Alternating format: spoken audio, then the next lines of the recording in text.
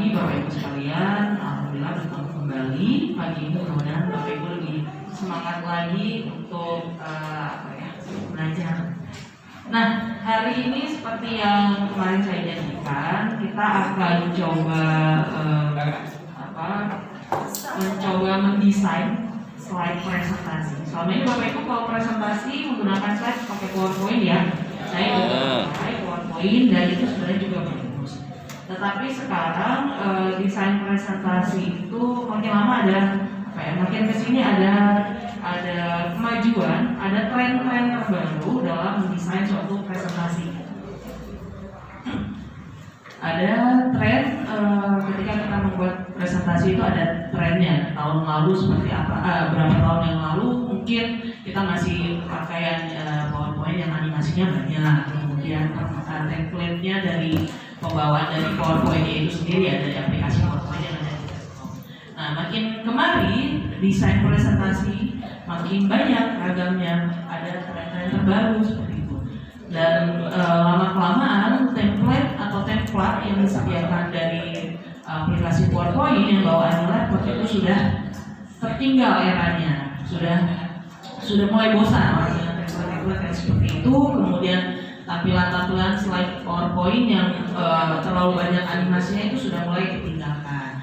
Nah, kemudian sekarang apalagi sudah ada sejak era PJJ ini ya, sejak kita masuk pandemi, kemudian Bapak dan Ibu menggunakan WhatsApp sebagai media untuk pembelajaran.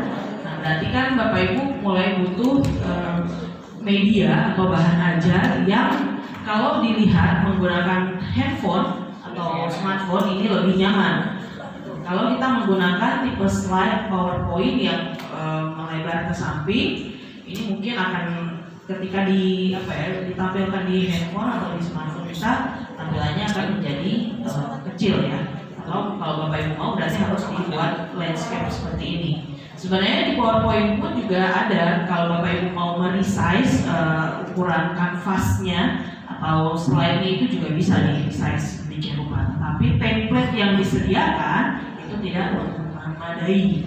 Nah, di sini hari ini kami coba berbagi kepada Bapak Ibu bagaimana enaknya ya kalau kita mendesain presentasi tapi menggunakan template yang seukuran layar atau model ukuran layar handphone atau portrait ke bawah.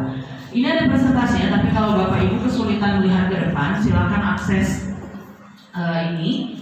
Bapak Ibu bisa melihat presentasinya di sini. Jadi mungkin silakan pilih Bapak Ibu mau lihat presentasi yang ke depan yang akan saya paparkan, atau Bapak Ibu sambil mendengarkan melihat presentasinya melalui handphone. Jadi Bapak Ibu ketikkan saja di browsernya, di Google Chrome-nya link ini, nanti Bapak Ibu akan masuk ke link presentasi yang akan saya sampaikan. Sudah dicatat atau difoto mungkin? Canva PPT Mobile, Canva PPT Mobile. Oke, sudah ya, makanya tadi sudah dicatat. Canva PPT Mobile.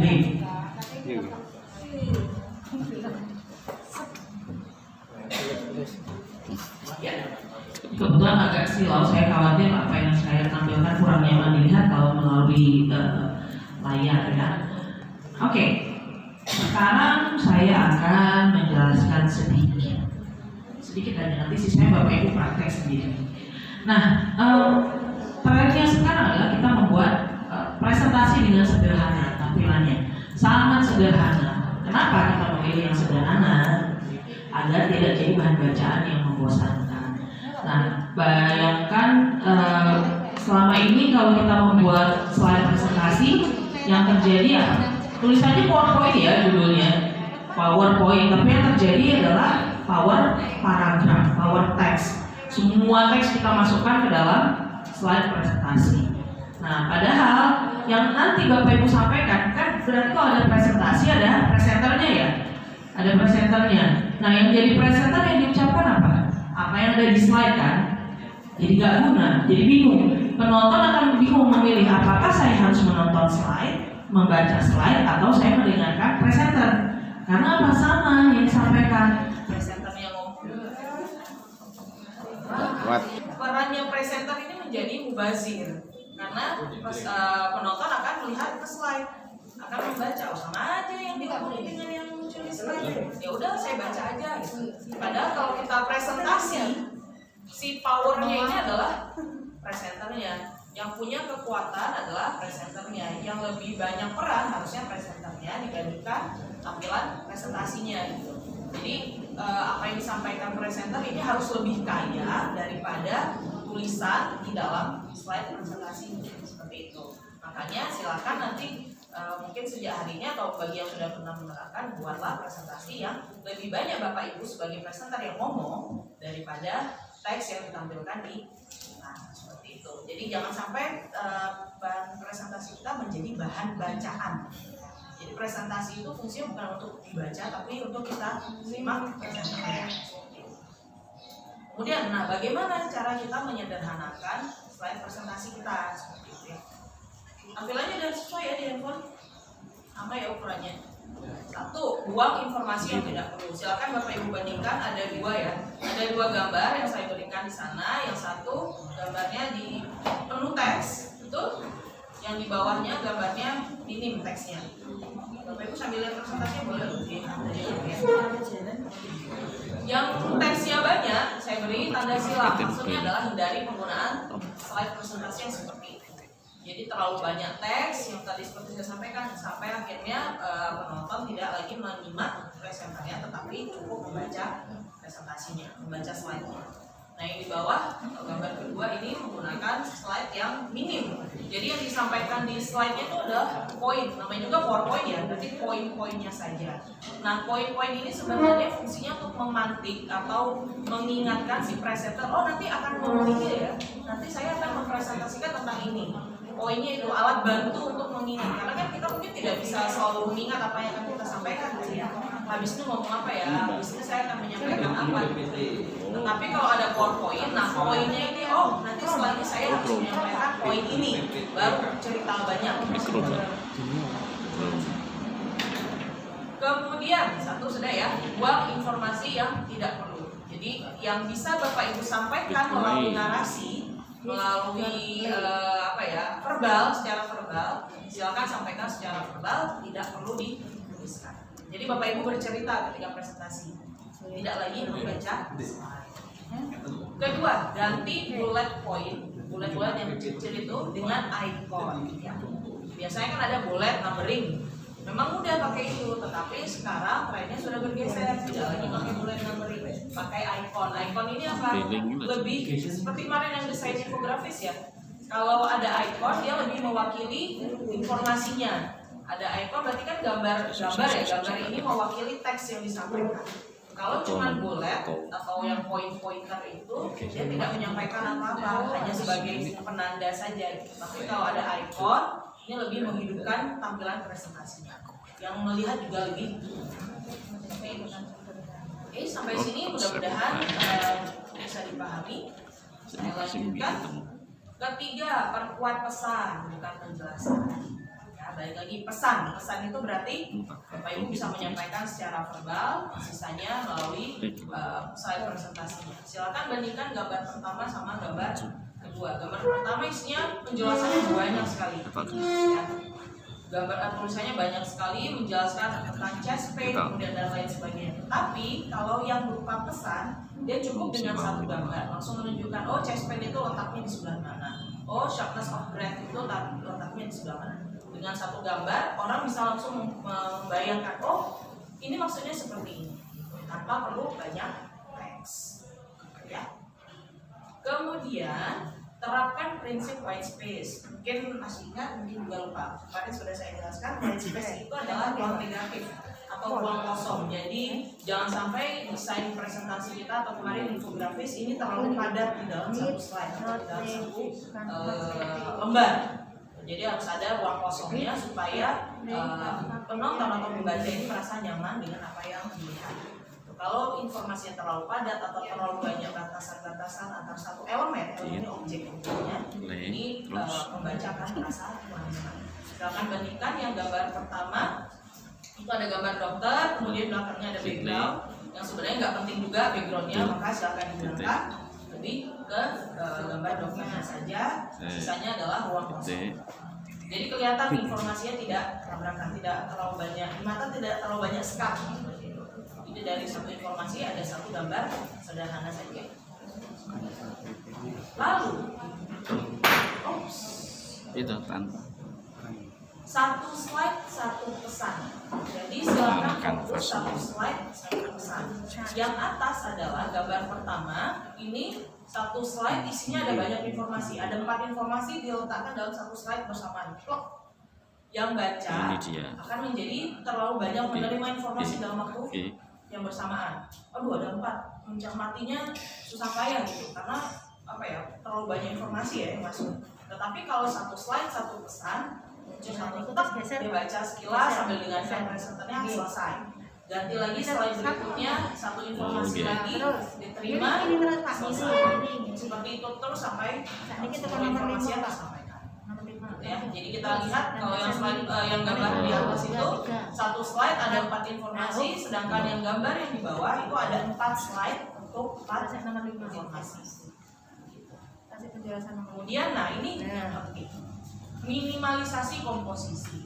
Ini batasan, saya tidak menyebutkan sumbernya dari mana, nanti di akhir ada. Jadi Bapak Ibu, kalau kita membuat slide presentasi, maksimal itu ada 15 slide, jangan lebih dari 15 slide. Faktor utamanya adalah satu, kejenuhan. Ada kita sebagai manusia ada batasan tingkat konsentrasinya kapan akan menurun. Kalau kita melihat slide presentasi yang terlalu banyak, di awal mungkin bagus tingkat konsentrasi, lama-lama turun. Jadi nggak guna presenternya. Apa yang disampaikan sudah tidak lagi bisa diterima oleh audiens atau penonton. Jadi cukup 15 slide saja. Kemudian nanti kalau diminimalisasi jadi sampai 15 slide saja. Kemudian satu slide cukup 20 kata. Satu slide cukup 20 kata. Ini udah maksimal. Kemudian satu slide, ini jadi per slide ya di bawahnya. Satu slide isinya cukup 7 baris. Ini ada berapa baris ya? 2, 4, 6, 7. Ya. Ada 7 baris. Ini maksimal satu slide ada 7 baris. Supaya apa? Balik lagi supaya dalam satu slide tidak terlalu banyak informasi yang diterima oleh. Berarti ya semua itu nggak dibuka.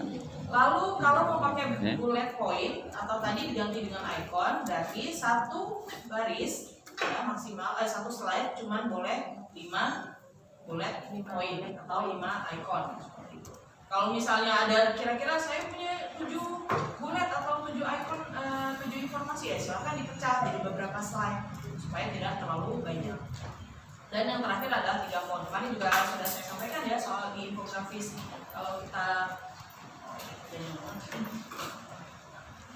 Kalau kita bikin infografis satu desain maksimal 3 font saja supaya tidak terlalu banyak perubahan penyesuaian penglihatan dari satu font ganti ke font lain ganti ke font lain.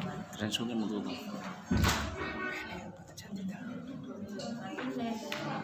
Gak kuat ya. Aduh. Baik. Nah,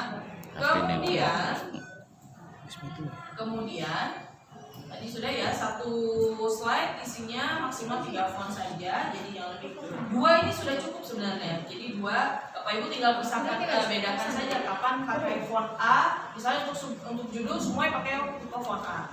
Untuk body text atau isi pakai font B. Sudah cukup. Kemudian nanti kalau mau ada tambah lagi ya mungkin yang nanti pakai untuk poin-poin tadi perincian dari isi bisa pakai font yang lain. Tapi kalau tidak cukup 2 font saja. Dan silakan dikategorikan kapan Bapak Ibu pakai font A, kapan Bapak Ibu pakai font B. Dan ini konsisten terus. Sekali judul pakai tipe font A, maka seluruh judul pakai tipe font A. Sekalinya kita pakai tipe font B untuk isi, maka seluruh slide pakai tipe font B untuk isi. Lalu kita lanjutkan komposisi warna yang nyaman. Ini juga penting. Bapak dan Ibu kalau kita mau bikin presentasi atau desain apapun, mau poster juga. Untuk poster, Bapak Ibu boleh pakai warna-warna terang, ini nggak masalah. Tetapi kombinasikan kapan pakai warna gelap, kapan pakai warna terang. Paling enak adalah kombinasi antara background dengan isi. Kalau backgroundnya gelap, isinya pakai yang terang. Sebaliknya, Kalau backgroundnya terang, maka isinya pakai yang nah, tapi biasanya paling mudah backgroundnya yang gelap gitu. Atau kalau paling gampang aja pakai background putih. Pakai background putih awalnya mungkin terasa membosankan ya, tapi lama-lama kalau kita pakai background putih, kalau kita mainkan warna itu lebih aman. Putih dicampur warna apapun masih masuk daripada pakai background pink. Bingung kombinasinya. Untuk pakai background putih atau background hitam ini aman. Kombinasinya mau dipakai warna apa saja masih sangat dilihat. Ya. Selanjutnya ini prinsip dasar desain. Ini bukan saya kasih tahu, jadi ini ada teorinya. Ini cuma saya rangkumkan di dalam slide ini. Yang pertama adalah hierarki. Hierarki apa ya? Tingkatan. Susunan ya. Susunan. Kapan informasi utama itu disampaikan? Letaknya di mana? Kalau ada informasi yang paling penting, ini letaknya di mana? Apakah di atas? Apakah di tengah atau paling bawah? Nah, sebaiknya diletakkan paling atas. Makin penting suatu informasi, letaknya paling atas. Atau paling tidak kalau dilihat sejajar dengan pandangan mata. Gitu. Jadi begitu matanya harus tetap gitu. Langsung, oh ini yang penting. Kemudian selain hierarki ada kontras. Ini ada ada contohnya ya. Kontras itu seperti apa? Kalau Bapak Ibu ada suatu informasi yang banyak, kemudian Bapak Ibu mau menyorot informasi yang penting, maka silakan kontraskan. Bisa dengan warna yang lebih mencolok, bisa dengan warna yang lebih lembut. Gitu. Jadi tergantung elemen yang lain. Jadi elemen yang setara tadi, kalau pakai warna-warna yang soft atau yang lembut, berarti informasi yang penting dipakai dengan warna yang menonjol atau mencolok. Dan sebaliknya. Kemudian setelah kontras ada ruang negatif, balik lagi yang tadi yang white space. Jadi untuk memberikan ruang kosong supaya informasi yang satu dengan informasi yang lain terlihat menonjol, tidak saling membentuk. White space ini tadi ruang negatif. Lalu ada keseimbangan. Kalau Bapak Ibu punya 4 informasi di dalam satu slide, tadi misalnya ada 4 poin, maka atur sedemikian rupa supaya terlihat simetris. Ini ada gambarnya ya di slide-nya. Supaya terlihat simetris ini bagaimana? Ukurannya harus disamakan. Jangan sampai misalnya ada 4 gambar yang satu lebih besar daripada gambar yang lain. Tanpa maksud, dalam artian kalau di desain itu bentuk, ukuran, kemudian warna, ini ada maknanya. Kenapa kita pakai ukuran sekian dibandingkan yang lain? Jadi jangan sampai kita membedakan ukuran satu gambar dengan gambar yang lain tanpa ada maksud yang jelas. Sama juga penggunaan bentuk. Kalau kita pakai lingkaran, kenapa? Kalau kita pakai kotak, kenapa? Untuk membedakan kategori apa? Kemudian pengulangan. Oh ini maaf, ini gambarnya ketukan. Yang pengulangan ini gambarnya ketukan. Jadi mempertahankan penggunaan elemen yang sama dalam setiap slide untuk menciptakan kesan selaras. Yang tadi saya sampaikan, kalau kita sekalinya pakai pakai bentuk kotak, maka untuk di slide-slide selanjutnya, kalau punya kategori informasi yang sama, maka pakai gambar. Atau misalnya seperti sekarang desain yang saya pakai, pengulangannya adalah hiasannya atau apa ya, unsur estetikanya ada di bagian atas dan paling bawah slide. Maka itu di setiap slide yang saya buat ini ada di bagian sana, tidak tiba-tiba ada hiasan di tengah-tengah slide. Semuanya terulang seperti itu. Kalau Bapak Ibu perhatikan juga, misalnya yang tadi, yang di awal, yang bagian tips mendesain dengan sederhana. Isinya slide 1 sampai slide 7 modelnya sama semua. Kalau Bapak Ibu perhatikan, ya, display modelnya sama semua. Penomoran ada di atas, kemudian judul, kemudian bawahnya ada gambar. Kemudian untuk slide yang prinsip dasar desain, modelnya juga sama. Poin utamanya di atas, penjelasannya di bawah. Seperti itu terus sampai selesai. Nah ini yang dinamakan pengulangan. Hiasannya warnanya juga sama semua. Seperti itu. Nah ini sumber presentasinya saya ambil dari Instagramnya Millennial Slide. Kalau Bapak Ibu punya Instagram, silahkan coba lihat juga akun Instagram ini. Ini saya banyak sekali yang bagus tentang bagaimana kita mendesain slide presentasi, baik itu menggunakan PowerPoint atau yang lain. Nah, sekarang kita prakteknya gimana? Udah ya? Wah, mudah-mudahan nggak mati lagi nih ya. Nah, sampai di sini dulu Nah itu kan peteng jadi. Belum ada? Menek mi tak tutup nasi.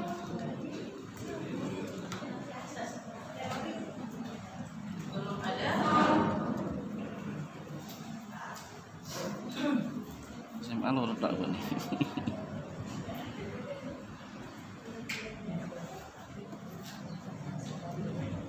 Oke, kalau belum ada,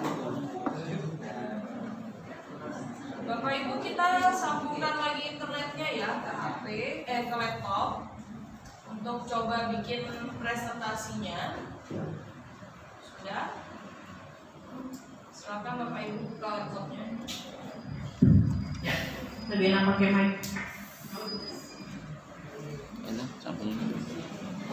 sambung di siapa? Terus enak.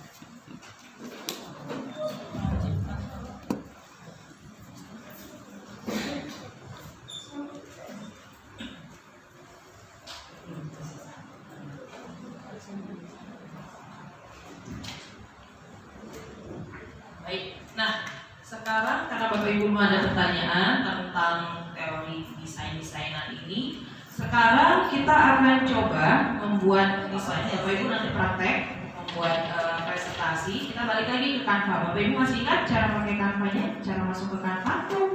Silakan buka canva.com.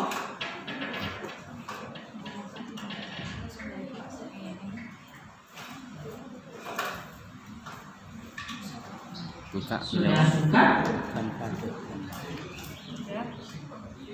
Yang pakai handphone langsung buka saja aplikasinya ya.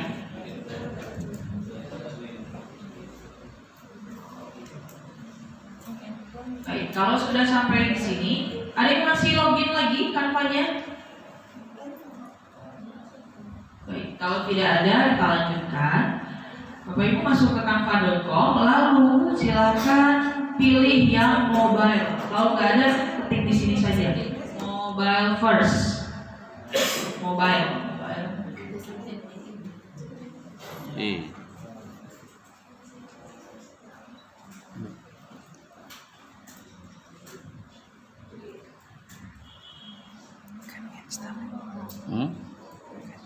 Ketik saja mobile, nanti muncul ada berbagai macam mobile. Mobile, pilih yang mobile first presentation. Pilih yang mobile first presentation. Karena kita akan membuat presentasi yang tampilannya seukuran atau sedimensinya layar smartphone. Ada. Kalau yang dari handphone, coba cek di all categories. Yes. All categories, kemudian apa ya? Ada di bagian agak bawah. Kalau yang dari yang handphone ada di 1, 2, 3, 4, 6 nomor dari paling bawah. Nanti ada tulisannya mobile first. Oh maaf, ini mobile first website. Yang mobile first presentation ada dari paling bawah naik sedikit. Jadi daripada scroll dari atas langsung scroll ke paling bawah, nanti naik sedikit ada tulisannya mobile first presentation. Silakan Bapak Ibu pilih mobile first presentationnya. Ada yang ketinggalan? Ada yang belum terbuka mobile first presentationnya? Baik, tunggu. Kita tunggu. Upload aja nunggu panggil.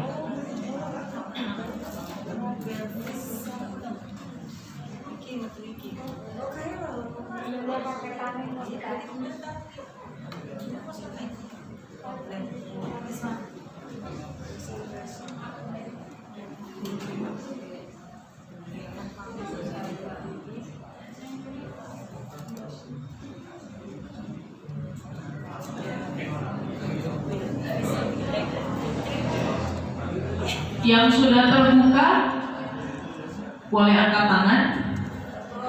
Baru sedikit. Silakan yang belum membuka, silakan buka dulu mobile first presentationnya. Ada yang kesulitan saya bantu? Yang mengalami kesulitan silakan angkat tangan supaya bisa saya bantu. Beda? Nggak ada. Baik.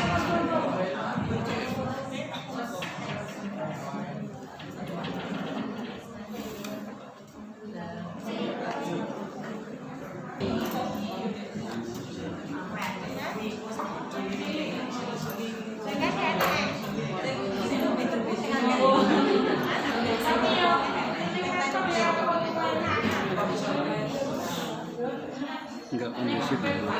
Bisa kita lanjutkan? Bisa. Baik. Nah, sekarang Itu guru. ya, sekarang Bapak Ibu, kita sudah masuk ke halaman desain ini. Bapak Ibu silakan. Kemarin kan sudah tahu ya, sudah coba-coba cara mendesain atau mengedit tampilan desainnya. Nah, Bapak Ibu setelah pilih yang ini, ada satu fitur untuk presentasi yang tidak ada di Canva Mobile, ya, yaitu adalah screencast. Screencast itu adalah perekaman layar, screen recorder. Bapak Ibu pernah pakai screen recorder? Pernah ya? Biasa pakai apa? Touch, apa lagi? Screen recorder itu berarti merekam software untuk merekam segala macam aktivitas yang ada di layar laptop. Ada macam-macam softwarenya, ada Screencast-O-Matic, ada Camtasia. Sebenarnya pakai Zoom, kalau Bapak Ibu biasa pakai Zoom itu juga bisa digunakan untuk screen recorder. Jadi Bapak Ibu bisa merekam presentasi di layar laptop Bapak Ibu sendiri dengan menampilkan wajah Bapak dan Ibu sebagai presenternya. Nah, di Canva ini juga disediakan fitur tersebut, tetapi yang di Canva Mobile tidak ada. Nah, sekarang caranya adalah saya akan menunjukkan. Saya tidak akan lagi menjelaskan cara edit ini ya, karena Bapak Ibu kemarin sudah belajar. Sekarang yang akan saya tunjukkan adalah bagaimana kita membuat tampilan presentasi kita menjadi suatu video.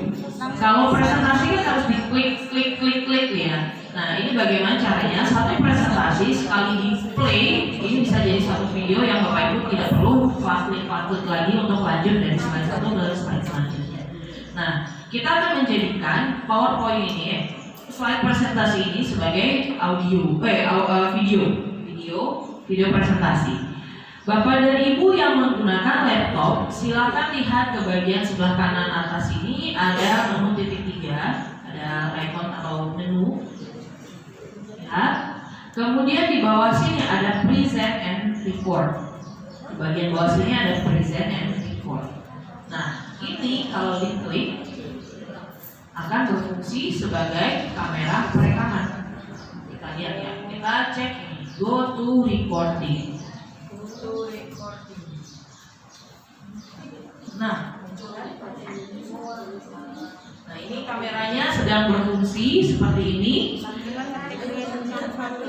Nanti apa yang kita omongkan atau apa yang kita sampaikan ini muncul di sini. Ini mikrofon, indikator mikrofon. Kalau mikrofon kita nyala, mikrofon kita di laptop ini aktif atau berfungsi, dia akan jalan ini, barnya ini. Nah, akan bergerak kiri kanan seperti ini. Sekarang kita start recording ya. Kita coba record. Klik aja recording. Nah, nanti dia akan muncul di sini. Akan muncul di bagian bawah sini. Oke. Nah, nanti jadi Bapak Ibu kalau bikin seperti ini lagi merekam ini. Di atas ini ada tombol pause. Di atas ada tombol pause. Ya, pause. Kalau Bapak Ibu misalnya lagi presentasi tiba-tiba kesel, tekan aja tombol pause ini. Kemudian nanti minum dulu, kalau sudah selesai minum mau lanjut lagi presentasinya, klik lagi tombol yang resume. Oke, nah nanti triknya atau tipsnya adalah saat kita mempresentasikan satu slide, kita kan ngomong sambil menyampaikan informasinya, dan selesai mau ganti ke slide selanjutnya, klik yang tombol ini. Lanjut ke slide selanjutnya, wajah Bapak Ibu muncul lagi di perekaman. Kalau sudah selesai muncul lagi di slide selanjutnya. Terus sampai selesai. Kalau sudah tekan end recording.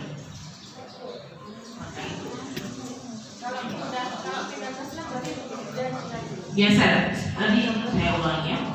Kalau mau pindah slide di sebelah kanan ini,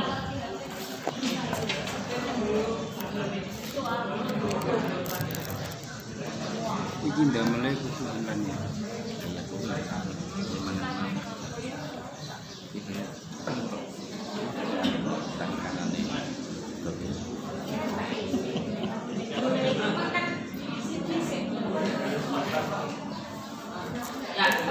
Ini Bapak Ibu silakan lihat ini, jadi ini ada tombol ke kanan untuk ganti slide. Nggak perlu apa? Kalau mau jeda silakan jeda. Kalau nggak itu kembali lagi ke Bapak dan Ibu, kembali ke kemampuan masing-masing. Nah kemudian Bapak dan Ibu, coba perhatikan di sebelah kanan layar ada tulisan add notes to your design. Ada? Nah ini fungsinya adalah sebagai tempat contekan. Kalau Bapak Ibu perhatikan di slide PowerPoint di bawah itu ada notes. Kalau Bapak Ibu cek ya di bawah slide PowerPoint itu ada notes. Nah itu sebenarnya fungsinya untuk meletakkan catatan apa yang akan kita sampaikan. Itu caranya supaya bagaimana kita bisa mempresentasikan sesuatu tanpa perlu banyak teks, tapi kita tahu apa yang mau kita sampaikan. Jadi di tiap slide kalau Bapak Ibu punya catatan yang mau disampaikan ketika di sini, diketikkan dulu. Nanti apa yang Bapak Ibu sampaikan lihat dari catatan ini. Gitu. Oh iya, saya ulangi. Dari mulai mana? Dari catatan. Baik. Dari notes ya. Nah, tadi di awal saya sampaikan kalau kita bikin presentasi yang tampil di slide cukup poin-poinnya saja, betul? Iya, oke. Kemudian apa yang kita sampaikan ini harus lebih banyak daripada poin-poinnya, betul? Betul. Masalahnya di tengah jalan ada kita lupa, ya kan? Aduh, saya mau bilang apa ya? Lupa nih. Supaya tidak lupa apa yang ingin kita sampaikan seluruhnya, ketikkanlah di notes ini. Itu. Apalagi ini kan sistemnya merekam. Ya. Takutnya pada saat merekam di tengah-tengah jalan, aduh, lanjut ngomong apa ya tadi? Nah, jadi supaya pada saat merekam ini mulus, tidak ada atau berhenti di tengah jalan, ketikkanlah catatannya di samping sini. Begitu. Jadi tulis dulu. Kalau sudah nanti ke tempat ke halaman yang lain lagi tulis lagi halaman apa catatannya. Gitu. Jadi nanti pada saat mereka pada saat 3, 2, 1 mulai rekam, Bapak dan Ibu membacakan apa yang ada di notes ini. Bapak Ibu pernah lihat atau perhatikan pembaca berita? Ya. Kira-kira mereka hafal atau tidak? Apa yang mereka sampaikan? Tidak, mereka tidak hafal. Di depan layar yang tidak terlihat di kamera ya, itu ada layar besar yang isinya adalah running text atau teks berjalan. Itu yang mereka baca supaya lancar pada saat menyampaikan berita. Nah, ini fungsinya seperti itu. Begitu. Jadi ini adalah teks yang disampaikan saat kalau Bapak Ibu ingin presentasi. Ya.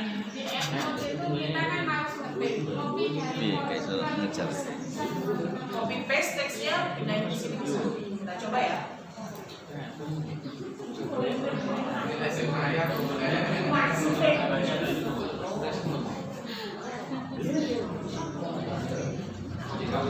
Kelihatan ya muncul. Ini saya copy dari sini tadi. Copy, kemudian saya paste. Muncul. Jadi silakan siapkan dulu teksnya. Kemudian baru Bapak Ibu pastekan di sini. Sampai di sini dulu. Ada yang ingin ditanyakan? Sebelum kita utarakan, nanti ada satu tips lagi bagaimana caranya supaya tampilan antara presentasi dengan notes-nya bisa bagus. Supaya Bapak Ibu tahu apa yang akan disampaikan di dalam satu slide dengan apa yang bagaimana mensinkronkan antara slide yang ditampilkan dengan narasi yang disampaikan. Gitu. Ada? Belum ada pertanyaan? Oh ya, silakan Pak. Ini terkait pandangan mata. Yang saya lakukan itu seringkali seperti melihat yang tidak bisa fokus. Nah, padahal kita sudah berusaha fokus pada layar, tapi seperti mata ini. Padahal kita berusaha untuk tidak seperti itu. Ya. Mempertahankan pandangan ya Pak. Ya. Terus Sering main mata. pandangan kita itu mengarah ke tulisan presentasinya atau ke kamera. PowerPoint-nya. Baik. Kalau untuk pandangan sebenarnya kita lihat posisi kamera. Posisi kameranya ada di mana, maka mata kita atau pandangan kita ke arah sana, seperti itu. Tetapi ini kan pengecualian untuk yang ini ya Pak ya. Ini kan karena teksnya ada di samping. Mau nggak mau seperti ini sedikit seperti itu. Nah, ini kalau Bapak Ibu mau menggunakan fasilitas ini untuk membaca contekannya. Tetapi sebenarnya ada fasilitas lain di handphone kalau Bapak Ibu mau. Ada namanya teleprompter. Ada namanya teleprompter. Ini teleprompter inilah yang digunakan oleh para pembaca berita untuk membaca running text atau teks berjalannya itu. Bapak Ibu bisa install di handphone, nanti bisa saya tunjukkan juga. Bapak Ibu bisa install di handphone, kemudian nanti pada saat presentasi pakai itu tripod. Ada yang beli yang murah aja yang tripod untuk handphone, taruh di sini. Ini kan kameranya kita tergantung Bapak Ibu mau pakai kamera apa. Apakah mau pakai kamera bawaan laptop untuk perekaman, ataukah mau menggunakan kamera yang lain? Nanti bisa diintegrasi. Nah kalau paling gampang pakai kamera bawaan laptop ya.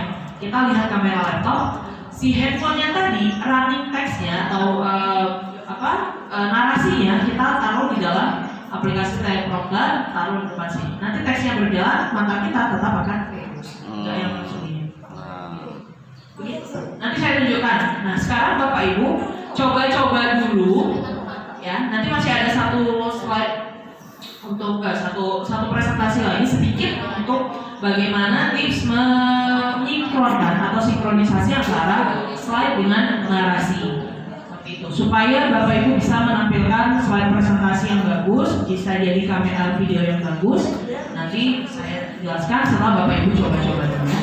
Silakan, ini jam 9:10 bisa sambil icip-icip snacknya. Kita coba lagi, nanti saya akan kembali jam 9:30 ya. 9:30 silakan dicoba terlebih dahulu.